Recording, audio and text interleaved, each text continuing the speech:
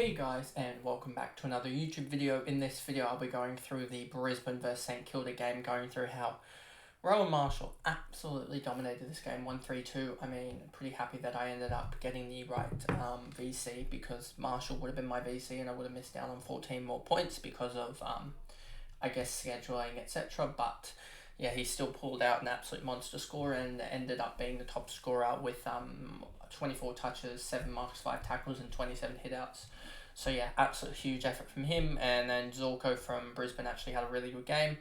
But no real good game from, Neil still got the ton in the end, but then Dunkley failed again, so he went unders. I mean, you also had Steele go absolute unders, which could have ruined a lot of people's rounds as well.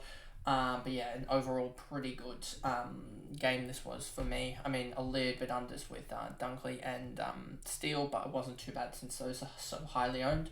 But anyway, before we get into the video, remember to like and subscribe, turn the notification bell on so you know when I upload, and let's get into the video. So there we go, that way. So first off with Zorko, 1-2-1, 36, 25, 9, 51. That 51, as you can see, in the last quarter had 11 touches, 4 marks, 2 tackles. So huge effort from him there. Third quarter wasn't the best with only 2 touches. And the first half where he got 61 was a pretty good effort from him there. And yeah, ended up also kicking a goal in that 1-2-1, 1-goal-1 from 22 touches, and he also took 12 marks and 4 tackles. So absolutely huge effort from him there. Then we have Berry here.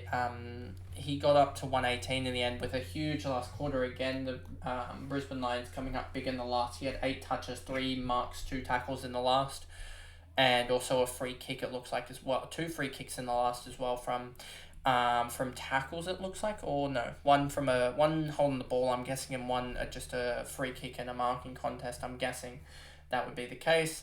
And yeah, just absolutely huge effort from Jack Berry. Don't think he's going to be that fantasy relevant, and neither will Zorko next year, but just interesting there. And then you have Neil here, not Steele. 59 second half after a 41 first to get to the clean 100, just a good effort.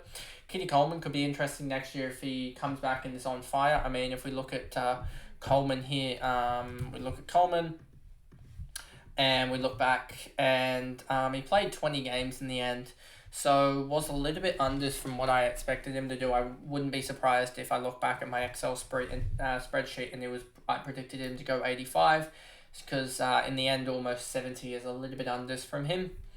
And we have Wilmot, 84, won't be much fancy relevance after this, I don't think, for him.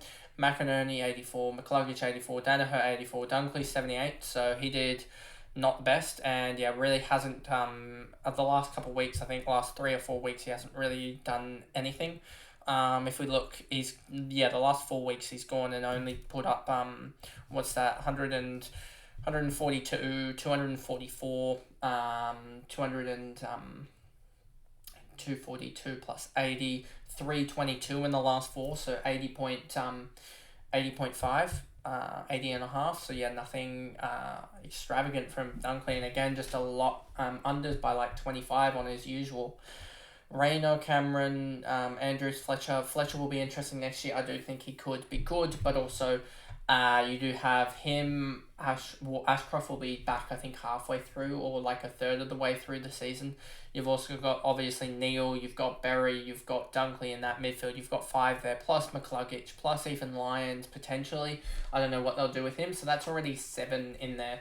So it's hard to see Fletcher doing anything unless he's on a wing. McKenna, Archie, Lyons, Lester, Robinson. Robinson's going to be on the move, I think, to West Coast. And if he does get that West Coast move, I think he'll be the one that goes on fire. And like Hunter last year, could easily go plus 30 or plus 40 on his average. I mean, he's averaging, 38 at the moment here, 39. So he could easily average, I think, even this second quarter here shows it. I think he can get...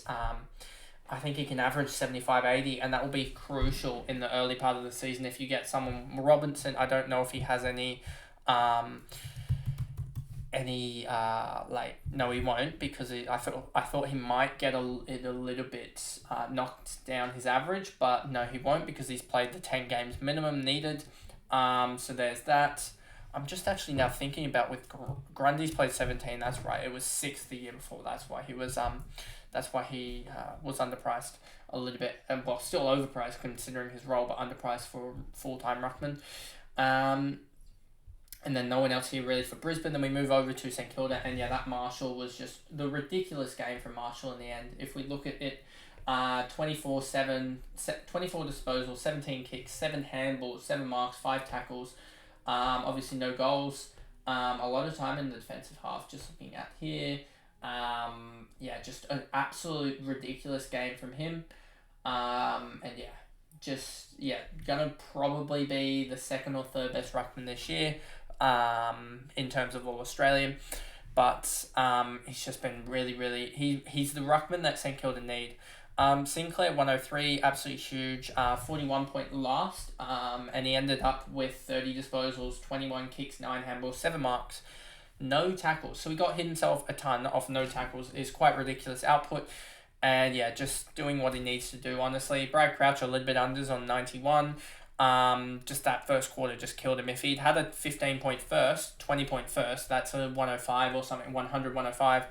And then also that last quarter. But it was the third quarter that set him up to do something well. And he ended up with a goal as well as 7 touches. Let me just bring it up here. 7 touches, 2 marks, 3 tackles. So he ended up with, in that quarter, getting 24 non-disposal points, which is quite a ridiculous output. I believe he also had a free kick against in that quarter, I believe, given that, let me just see here, doesn't say if he has a free kick against, free kick against in that quarter as well, so it doesn't really help that he had, I think, 2 free kicks against in the game, as that brought him back down a little bit. Just looking here for free kicks against and see who was the main contributor for that. Let's look. Everyone only gave away one. Oh no, that's just the third quarter. Mitch Owens 3 free kicks against, Brad Crouch 2 as well. So those two were Mitch Owens was the only one with 3, and Brad Crouch the only big player with 2 free kicks against. But anyway, still a pretty good output from an all right output, not a killer output, but not also a steal output. Where when we get down to him on 67. Wilkie 91, Wood, Gresham, Windy 80. I like his new role down back. I don't know whether he'll get that defender status for next year. Will be interesting, but at price at 62, you're probably going to see him go 85, 90 for it to be any worthwhile, and I just don't think he's that's possible for Windy. If we look at Windhager here, and we look at this post when this sort of Eagles game, as I think that was sort of when he flicked down back. If I just get the calculator up quickly, wherever that is. Let me just check. I cannot find it on that, so I'll go over to my phone and find it there. So if I just quickly do this, you've got here 77 plus 74 plus 100 plus 114 plus 70 plus 64 plus 65 plus 95 and plus 80 equals that, divided by 1, 2, 3, 4, 5, 6, 7, 8, 9 games. He averages 82 when he's been moved down back.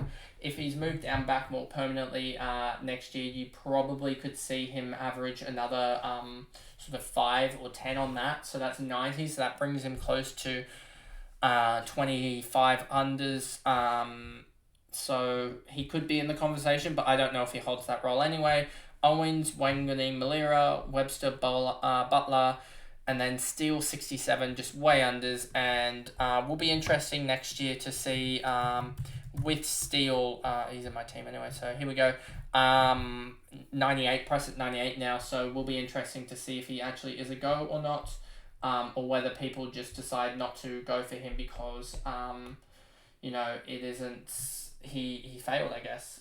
So yeah, will be interesting to see what the go is with Steele, but I guess we'll wait and see come pre-season and the prices that a lot of these other guys are priced at. Stocker, Hill, Membry, Cordy, no one else here. Philippou again, just priced at 50. He's not going to go 70 next year, I don't think, so we'll be fine there. Not going for him next year. I think he's still a year or two away, to be honest. And then you've got Higgins, Haynes, Battle, and Sharman. If we look at Haynes, this could be interesting next year. Haynes, or is it... Is it? No, it's that way, I guess. Or is he not even included? Here he is. Haynes, 43. We look at his price quickly from last year because I forgot. 5 games, 61. So he's going to be priced, I believe, at 61 with also a 27% discount on it. So let me just redo this. 0.73 times 61 equals... He's going to be priced at 44. That could be interesting next year, given that if you look at his 2022 numbers, he went 111 here, 61, 45, 70, and 18. So you take out that 18 from that 61 times 5 minus 18, divided by 4, and he's going at 71.75. So he's going to be potentially priced 27, 28 points unders, I believe. So he could be an option depending on what he's priced at. But if he's priced at any more than like 400k, I don't think he's a good option. And will be interesting just to see the position he sort of plays. As if we look at this 2023 game, I mean, I don't think he did much, to be honest. Yeah, he kicked 1 goal, had only 8 touches, so I think he was working back into it a little bit. But we'll see. He could be one that if he does get the right schedule that we go for, but I don't think he will, to be honest. But that is pretty much the video there. So if I go back to this screen, that is the video there, and I'll see you guys in the next recap, which will be, I'm guessing, the Saturday night games. Or that was one of the Saturday nights, so it would be the Geelong Western Bulldogs game, and then also the West Coast versus Adelaide game. Yeah, no, those both on the Saturday night. So it will be the Saturday night games for the rest of Monday, and then Tuesday we'll have the Sunday games. Then you'll have a video probably on Wednesday with my team review for the final time, and then it'll probably be a AFLW content, and then we'll slowly bleed in some of the, I guess, reviews and takeaways from the 2023 AFL fantasy season in the coming weeks. As I'll do a little bit more stats on that, etc. So I actually have that ready. And also just to sort of let it play out a little bit, as well as getting into the AFLW content before the season starts. So that is the video, and I'll see you guys in the next one. Bye, guys.